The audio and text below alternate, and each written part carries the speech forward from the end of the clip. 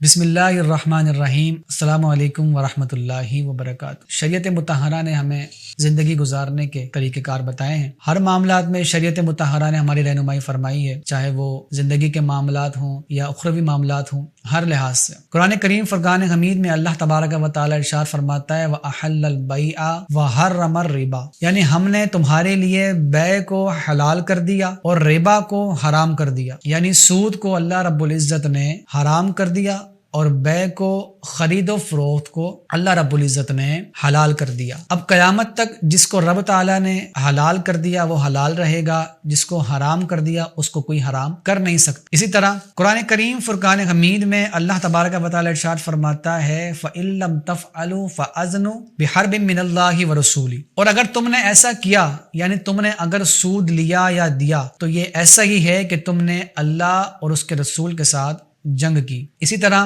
قرآن کریم فرقان حمید میں اللہ تبارک و تعالی ارشاد فرماتا ہے یمحق اللہ الربا ویربی الصدقات، اللہ جو ہے وہ سود کو مٹاتا ہے اور صدقات کو بڑھاتا ہے۔ تو دیکھیں سود کے حوالے سے رب العزت نے ہماری رہنمائی فرمائی ہے، ہمیں جو حکم دیا ہے ہمیں اس پر عمل کرنا چاہیے۔ اب دیکھیں ایک شخص ہے وہ چاہتا ہے کہ بھائی کاروبار کرتا ہے یا بزنس کرتا ہے کوئی، تو ہر بندے کی خواہش یہ ہوتی ہے کہ وہ شریعت مطہرہ کی روشنی میں ہی ایسا کاروبار کرے یا بزنس کرے کہ جو حلال ہو، حرام نہ ہو۔ اور بعض مرتبہ ایسا ہوتا ہے کہ لوگ کہتے ہیں کہ بھائی ہم انویسٹمنٹ کرنا چاہتے ہیں تو انویسٹمنٹ ایسی جگہ پر ہونی چاہیے، انویسٹمنٹ کا انداز ایسا ہونا چاہیے کہ جو شریعت مطہرہ سے نہ ٹکراتا ہو۔ تو آج ہم اسی ٹاپک کو لے کر بیٹھے ہیں اور ہم نے آپ کے سامنے اسی چیز کو واضح کرنا ہے کہ شریعت مطہرہ نے حلال طریقے سے پروفٹ کمانے کے جو 3 طریقے بتائے ہیں، آج ہم ان 3 طریقوں کو سمجھیں گے اور کوشش کریں گے کہ جو لوگ کاروبار کرتے ہیں، بزنس کرتے ہیں، تو وہ اس طریقے کو اپنائیں اور اسی طریقے سے رزق حلال کمائیں۔ تو دیکھیں شریعت مطہرہ نے واضح طور پر بیان فرما دیا وَأَحَلَّ الْبَيْعَ وَحَرَّمَ الرِّبَا، اور ہم نے بیع کو حلال کر دیا اور ربا کو حرام کر دیا۔ اب شریعت نے ہمیں 3 راستے دیے ہیں، ہم تینوں کو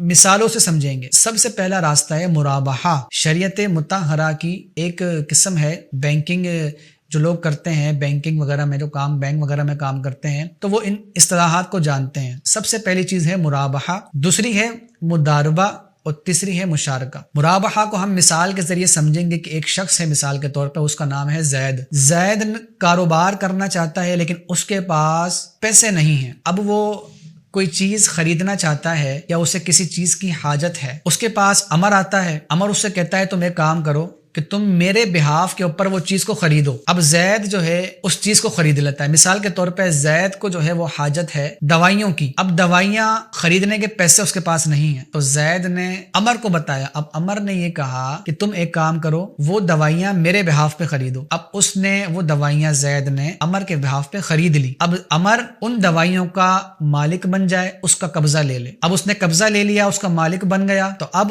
دوائیاں اگر 100 روپے کی آئی ہیں تو عمر کو اجازت یہ ہے کہ عمر کہے کہ بھائی میں نے یہ دوائیاں 100 روپے کی خریدی ہیں لیکن میں تمہیں 200 روپے کی دوں گا۔ تو یہ طریقہ کار بھی صحیح ہے، اس طرح پروفٹ کا پروفٹ ہو جائے گا اور سود جیسی بیماری سے بھی بندہ محفوظ رہے گا۔ دوسرا راستہ ہے مداربہ کا۔ مداربہ کے اندر ہوتا یہ ہے کہ 2 پارٹیاں ہیں، ایک بندہ انویسٹمنٹ کرتا ہے، دوسرا محنت کرتا ہے۔ مثال کے طور پہ ایک شخص ہے، اس کا نام زید ہے، زید کے پاس پیسے نہیں ہیں لیکن وہ کاروبار کرنا چاہتا ہے۔ اب عمر نے یہ کہا کہ میں تمہیں پیسے دیتا ہوں، تم محنت کرو، کاروبار میں تمہیں کروا کے دیتا ہوں۔ اب عمر نے زید کا کاروبار کروا دیا۔ اب ایک طرف محنت ہے اور ایک طرف انویسٹمنٹ ہے۔ انویسٹمنٹ عمر کی ہے اور محنت جو ہے وہ زید کی ہے۔ اب زید محنت کرے گا، عمر نے پیسے لگا دیے ہیں۔ اچھا ایک چیز اس میں یاد رکھیں، اس کے اندر ایسا نہیں ہو سکتا کہ زید اور عمر آپس میں یہ طے کریں کہ بھائی زید کہے عمر سے کہ آپ نے اتنے پیسے لگائے ہیں اور میں آپ کو جو ہے وہ مہینے کے اتنے 10,000 یا 20,000 دوں گا۔ طے ہوگا تو پرسنٹیج میں ہوگا۔ مثال کے طور پہ عمر یہ کہے کہ میں نے پیسہ لگایا، انویسٹمنٹ کی ہے، میں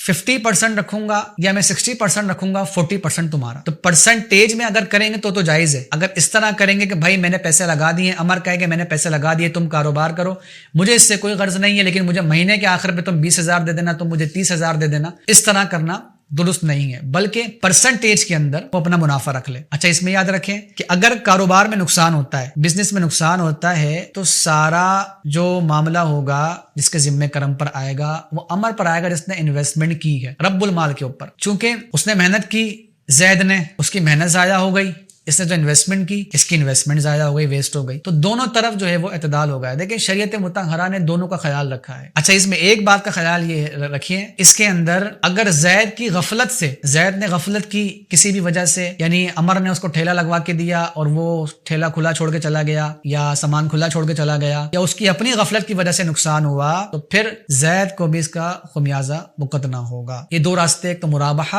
اور ایک مداربہ. تیسرا راستہ ہے مشارکہ. اس میں دو پارٹنرز ہیں، دونوں کی محنت بھی ہے اور دونوں کی انویسٹمنٹ بھی ہے. مثال کے طور پہ زید نے 50% انویسٹمنٹ کی ہے، عمر نے 50% انویسٹمنٹ کی، دونوں نے آدھی آدھی انویسٹمنٹ کی ہے. تو یاد رکھیں ایسا نہیں ہو سکتا زید کہے کہ میں 60% پروفٹ لوں گا یا عمر کہے 60% میں پروفٹ لوں گا. زید نے اگر 50% لگائے ہیں، انویسٹمنٹ کی ہے، 50 لاکھ کی انویسٹمنٹ کی ہے، تو زید ایسا نہیں کر سکتا کہ وہ کہے کہ بھائی مجھے 60% جو ہے وہ پروفٹ چاہیے، یا عمر اس طرح کا ہے. ہاں کم تو کر سکتے ہیں. مثال کے طور پہ دونوں نے آدھے آدھے لگائے، لیکن زید کے حالات تھوڑے صحیح نہیں، عمر کا چلیں کوئی مسئلہ نہیں ہے، میں 40% لے لیتا ہوں، آپ 60% رکھ لیں، اس میں کوئی حرج نہیں ہے. کم کی طرف جائیں تو وہ تو کوئی مسئلہ نہیں ہے، لیکن ایک شخص نے کم پیسے لگائے اور پروفٹ زیادہ مانگ رہا ہے، اس کنڈیشن میں شریعت مطہرہ اجازت نہیں دیتی. تو دیکھیں تین راستے ہیں، مرابحہ، مداربہ اور مشارکہ. ان تین راستوں کے ذریعے شریعت مطہرہ نے حلال طریقے سے پروفٹ کمانے کا ہمیں موقع